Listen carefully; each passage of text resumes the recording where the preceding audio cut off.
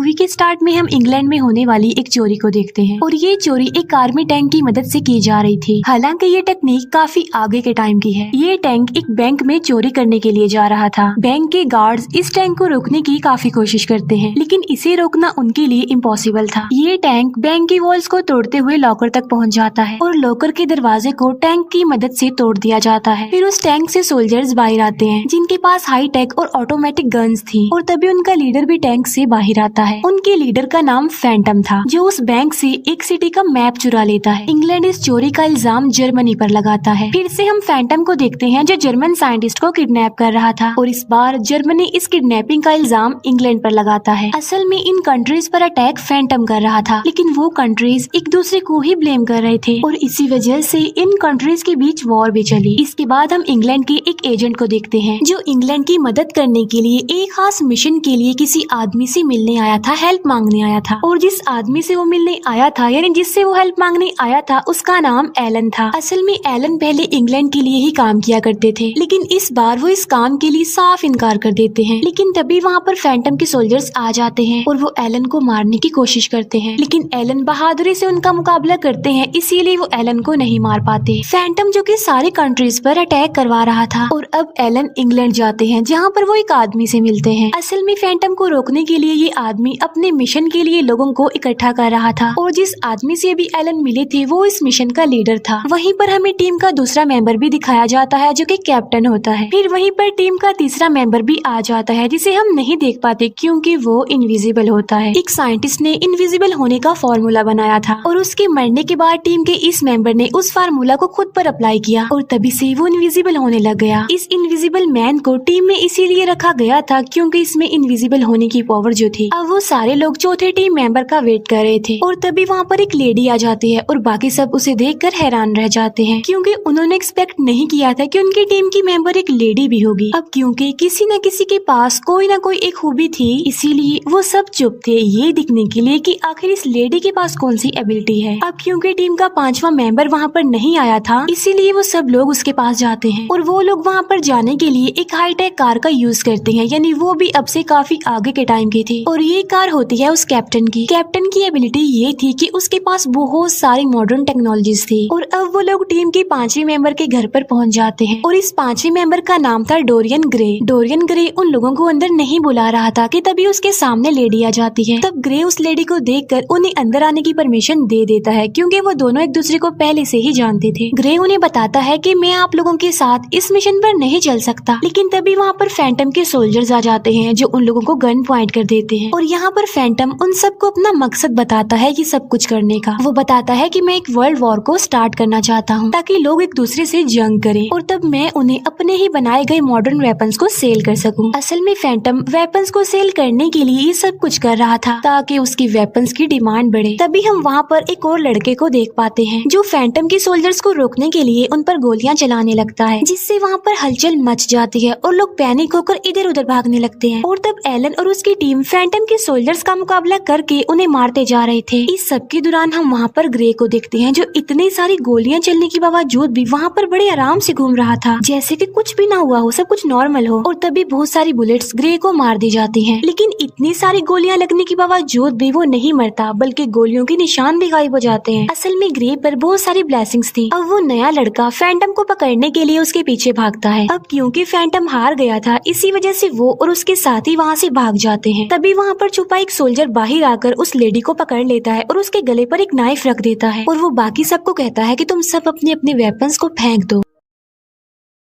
ये सुनकर वो सारे लोग ऐसा ही करते हैं, अपने अपने वेपन्स फेंक देते हैं। लेकिन तभी वो लेडी मुड़कर उस सोल्जर को काट कर उसका खून पीने लगती है और उसे मार डालती है। यहाँ पर हम ये जान पाते हैं कि ये लेडी इंसान की शक्ल में एक वेम्पायर है और वो लोग अब से पहले ये बात नहीं जानते थे कि इस लेडी की एबिलिटी ये है कि वो एक वेम्पायर है और उस लेडी की इस खूबी की वजह से वो सब काफी हैरान होते हैं। फिर एलन उस नए लड़के से पूछता है कि तुम कौन हो और यहाँ पर किस लिए आए हो, जिस पर वो लड़का कहता है कि मैं लंदन से आया एक एजेंट हूँ। एलन अब इस एजेंट को भी अपनी टीम में शामिल कर लेते हैं और अब वो सारे लोग अपनी टीम के आखिरी मेंबर को लेने के लिए जा रहे होते हैं और वो लोग कैप्टन की काफी बड़े और मॉडर्न शिप के थ्रू वहाँ पर जा रहे थे। इसके बाद हम एक मॉन्स्टर जैसे इंसान को देखते हैं जो कि भाग रहा था क्योंकि एलन और वो एजेंट उसे पकड़ने की कोशिश कर रहे थे, क्योंकि ये मॉन्स्टर जैसा इंसान ही उनकी टीम का आखिरी मेंबर था। फिर वो उसे एक जाल में फंसाकर शिप में ले जाते हैं। तब शिप में बैठे बाकी लोग उसे डरने लगते हैं। तभी एलन उस मॉन्स्टर जैसे इंसान के सामने एक डील रखता है कि अगर तुम हमारी मिशन में हमारा साथ दोगे तो हम वापिस तुम्हें तुम्हारे घर भिजवा देंगे और तुम पर लगे सारे क्राइम्स के इल्जाम को खत्म भी करवा देंगे। और अब वो मॉन्स्टर जैसा इंसान अपना रूप बदल कर इंसान बन जाता है। असल में उसके पास एक ऐसा फार्मूला था जिसे पीने के बाद वो कुछ टाइम के लिए अपना रूप बदल सकता है। और अब उनकी टीम में 7 लोग हो गए थे, यानी उनकी टीम अब कंप्लीट हो गई थी। और अब उन्हें फैंटम के अगले अटैक को रोकना था, क्योंकि वो जानते थे कि फैंटम अपना अगला अटैक पानी पर बनी एक सिटी पर करेगा। और इसी सिटी को डिस्ट्रॉय करने के लिए फैंटम ने मूवी के स्टार्ट में उस सिटी का मैप चुराया था उस बैंक से। इसके बाद एलन और उसकी टीम तेजी से उस सिटी की तरफ बढ़ने लगते हैं। तभी शिप के कैप्टन रूम से थोड़ा सा गन पाउडर मिलता है। फिर हम एलन को देखते हैं जो शिप से एक बॉल को काफी माइल्स दूर फेंक कर निशाना लगाते हैं। एलन इस काम में एक्सपर्ट थे, हालांकि ऐसा करना काफी मुश्किल था। और अब एलन अपने टीम के उस मेंबर यानी एजेंट को ऐसा करने के लिए बोलते हैं। वो उस एजेंट को कुछ माइल दूर गिरी बॉल पर निशाना लगाने के लिए कहते हैं, लेकिन वो एजेंट बगैर कुछ सोचे समझे निशाना लगा देता है, जिससे उसका निशाना छूट जाता है। फिर वो लेडी उस गन पाउडर को चेक कर रही थी जो कि कैप्टन रूम से मिला था, और तभी वहाँ पर ग्रे भी आ जाता है। तब वो लेडी उसे बताती है कि ये पाउडर असल में कैमरा की फ्लैश से निकलता है। ऐसा लग रहा है कि जैसे कोई कैप्टन की आइडियाज उनकी साइंस को चुराना चाह रहा है कि वो हाईटेक चीजें कैसे बना लेते हैं। लेकिन ग्रे उस लेडी को बातों में उलझाने की कोशिश करता है ताकि वो इन बातों पर ज्यादा ध्यान ना दे। फिर हम उस मॉन्स्टर जैसे इंसान को देखते हैं जो अपने अंदर के मॉन्स्टर को कंट्रोल करने की कोशिश कर रहा था, लेकिन तभी वो अपने फार्मूला की बॉटल्स को चेक करता है, जहाँ पर वो देखता है कि फार्मूला की एक बॉटल गायब है। फिर वो मॉन्स्टर जैसा इंसान सबको बताता है कि मेरी फार्मूला की एक बॉटल मिसिंग है और मुझे लग रहा है कि वो उस इनविजिबल मैन ने चुराई है, और वो इनविजिबल आदमी काफी देर से गायब है और हमें नजर भी नहीं आया। फिर ये लोग उसी सिटी में पहुँचते हैं जो कि पानी के ऊपर था, जहाँ पर फैंटम अटैक करने वाला था। वहाँ पर एक फेस्टिवल चल रहा था, इसीलिए उन्हें जल्द से जल्द फैंटम की लगाई गई बॉम्ब का पता लगवाना था। जैसे ही ये लोग अपने शिप से नीचे उतरते हैं तो वहाँ पर ब्लास्ट हो जाता है। अब क्योंकि ये सिटी पानी के ऊपर बनाया गया था, इसीलिए एक बिल्डिंग के टूटने की वजह से बाकी सारी बिल्डिंग्स भी टूटने लगती हैं। तब एलन कहते हैं कि अगर हम इस सिटी को बचाना चाहते हैं तो हमें उस बिल्डिंग को तोड़ना चाहिए जो कि टूट रही है, ताकि उसके साथ जुड़ी जितनी भी बिल्डिंग्स हैं वो ना टूट जाएं। फिर वो एजेंट कैप्टन की गाड़ी लेकर वहाँ पर आता है। तब एलन, ग्रे और वो लेडी उस गाड़ी में बैठ जाते हैं और वो कैप्टन को कहते हैं कि तुम हमारी गाड़ी पर नजर रखना और हमारे इशारा करने पर मिसाइल फायर कर देना, जिससे वो बिल्डिंग टूट जाएगी और बाकी सारा सिटी डिस्ट्रॉय होने से बच जाएगा। और अब वो लोग गाड़ी के जरिए टूटी हुई बिल्डिंग की तरफ बढ़ रहे थे, लेकिन रास्ते में ही फैंटम के सोल्जर्स उन पर गोलियां चलाने लगते हैं। और तब उन्हें रोकने के लिए ग्रे गाड़ी से उतर जाता है और उसके साथ साथ वो लेडी भी गाड़ी से उतर जाती है। यहाँ पर वो लेडी एलन और उस एजेंट के लिए रास्ते को साफ कर रही थी। फिर वो एजेंट टूटी हुई बिल्डिंग के पास पहुंचकर सिग्नल देता है, जिससे वो कैप्टन मिसाइल फायर कर देता है, जिससे वो बिल्डिंग टूट जाती है जो कि पहले से ही टूट रही थी और बाकी सारा शहर बच जाता है।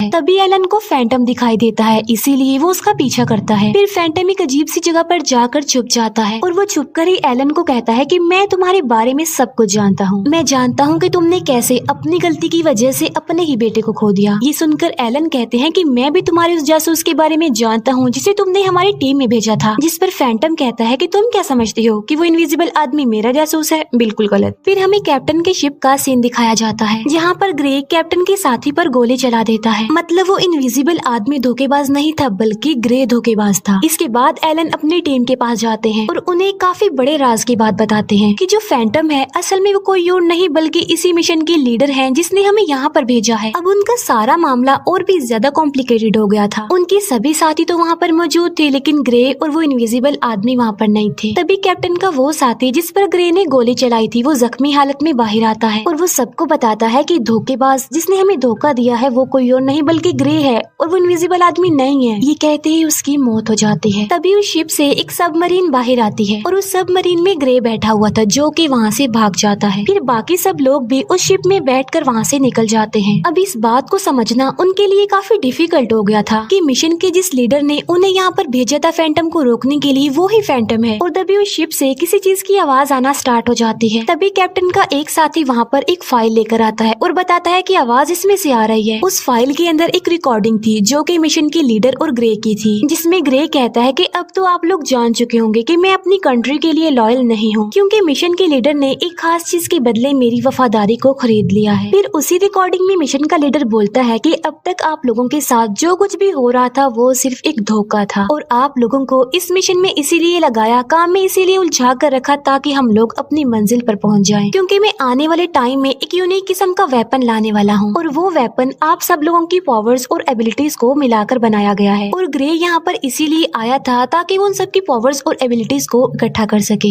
जैसे उस कैप्टन की मॉडर्न टेक्नोलॉजीज, उस लेडी की वैम्पायर होने की पावर्स और इनविजिबल आदमी के गायब होने का राज और उस मॉन्स्टर जैसे इंसान के मॉन्स्टर बनने का फार्मूला भी शामिल थे। और मैं इन सबको मिक्स करके एक वेपन बनाऊंगा, एक आर्मी बनाऊंगा जो आने वाले टाइम को बिल्कुल बदल कर रख देगी। फिर मिशन का लीडर उनसे कहता है कि आप सब लोग ये बात जरूर सोच रहे होंगे कि आखिर मैं ये बात आपको क्यों बता रहा हूँ और आप तो मुझे रोकने की कोशिश भी करेंगे, लेकिन ऐसा नहीं हो सकता, आप मुझे नहीं रोक सकते क्योंकि हमने आपके शिप में एक बॉम्ब लगाया हुआ है जो कि 10 सेकंड में फट जाएगा और तुम सब के सब इस शिप के साथ डूबने से मर जाओगे। और फिर 10 सेकंड के बाद उस शिप में ब्लास्ट हो जाता है और शिप के जिस हिस्से में ब्लास्ट हुआ था वहाँ से पानी अंदर आने लगता है, जिस पर वो कैप्टन कहता है कि हमें शिप को डूबने से बचाने के लिए इसके आधे हिस्से को ब्लॉक करना होगा ताकि पानी पूरे शिप में ना भर जाए। वो लोग ये कोशिश कर रहे होते हैं कि तभी वहाँ पर वो मॉन्स्टर जैसा इंसान आ जाता है और वो खुद अंदर कूद कर दरवाजे को बंद करने के लिए कहता है और अंदर जाकर वो अपना फार्मूला पी लेता है और ऐसा करने के बाद वो पानी बाहर निकालने वाले लीवर को खींच देता है, जिससे शिप का सारा पानी बाहर निकल जाता है और उन लोगों की जान बच जाती है। तभी कैप्टन का एक साथी बताता है कि हमें एक लोकेशन से सिग्नल मिल रहा है और ये वो लोकेशन है जहाँ पर वो इनविजिबल आदमी है और उस इनविजिबल आदमी का कहना है कि मैं ग्रे और उस मिशन के लीडर के शिप में छुपा हुआ हूँ और वो इनविजिबल आदमी उन्हें ग्रे और मिशन के लीडर की लोकेशन भी बता देता है। फिर वो लोग अपने शिप को रिपेयर करके इनविजिबल आदमी की बताई गई लोकेशन के लिए निकल पड़ते हैं और थोड़ी देर के बाद वो सब लोग बर्फीली पहाड़ियों में पहुंच जाते हैं। अब क्योंकि वहाँ पर बर्फ होने की वजह से उन्हें पैदल ही आगे जाना पड़ना था। फिर उन लोगों को मिशन के लीडर की लोकेशन मिल जाती है। फिर वो लोग उस इनविजिबल आदमी का वेट करने लगते हैं क्योंकि वो ही इस लोकेशन के बारे में सही सही जानता था। फिर थोड़ी देर गुजर जाने के बाद वहाँ पर वो इनविजिबल आदमी आ जाता है और वो सबको बताता है कि मैं जानता हूँ कि शिप में आप लोगों को मुझ पर ही शक था, इसीलिए मुझे ये लगा कि मेरा गायब होना ही ठीक होगा।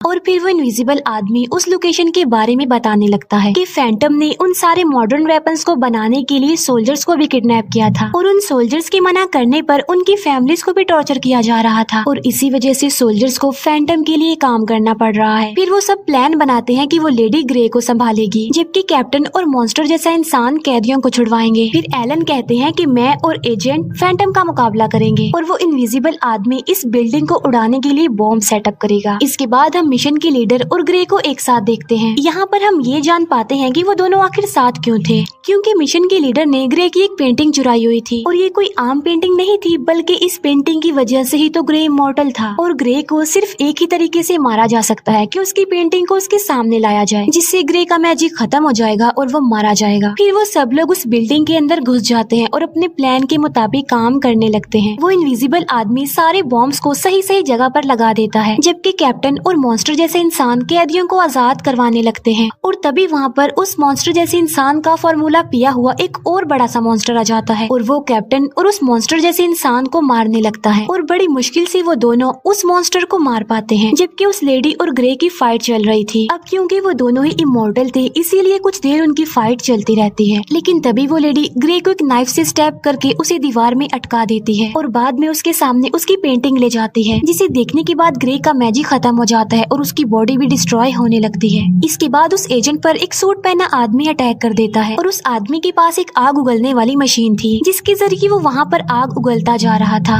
लेकिन तभी वहाँ पर इनविजिबल आदमी आ जाता है और वो एजेंट को बचाने के लिए उस सूट पहने आदमी को डिस्ट्रैक्ट करने लगता है, जिसकी वजह से उस इनविजिबल आदमी की बॉडी पर भी आग लग जाती है। फिर वो एजेंट उस सूट पहने आदमी पर अटैक कर देता है और ऐसा करने के बाद वो एजेंट वहाँ से चला जाता है। अब क्योंकि उस सूट पहने आदमी की बॉडी पर होल हो गया था इसीलिए वो भी जलने से मर जाता है। एजेंट बाहर आकर देखता है कि इनविजिबल आदमी की पूरी बॉडी जल चुकी है और वो मर रहा है, और देखते ही देखते वो इनविजिबल आदमी भी मारा जाता है। फिर हम देखते हैं कि एलन और मिशन के लीडर की लड़ाई हो रही होती है, लेकिन मिशन का लीडर एलन को गोली मार देता है और ऐसा करने के बाद वो वहाँ से जंप लगाकर भाग जाता है। और इतनी ही देर में वहाँ पर एजेंट आ जाता है और एलन उस एजेंट को कहते हैं कि जल्दी से तुम इस मिशन के लीडर को शूट कर दो, जिस पर वो एजेंट कहता है कि ये मुझसे नहीं होगा क्योंकि वो काफी दूर जा चुका है। लेकिन एलन की बात मानकर वो बहुत ध्यान लगाकर शूट कर देता है, जिससे मिशन का वो लीडर भी वहीं पर ही मर जाता है। और फिर देखने पर उसे पता चलता है कि एलन भी अब मर चुके हैं। फिर वो लोग सारे कैदियों को उस बिल्डिंग से बाहर निकाल कर उस बिल्डिंग को ब्लास्ट कर देते हैं। इस मिशन में उनके 2 सीनियर लोग मारे जा चुके थे। फिर वो लोग कैप्टन के शिप के जरिए पूरी दुनिया को एक्सप्लोर करने के लिए चले जाते हैं, क्योंकि इतने दिनों से अभी तक वो छुप कर ही रह रहे थे, लेकिन अब वो आजाद रहेंगे। और यहीं पर इस मूवी का दी एंड हो जाता है। Thank you for watching.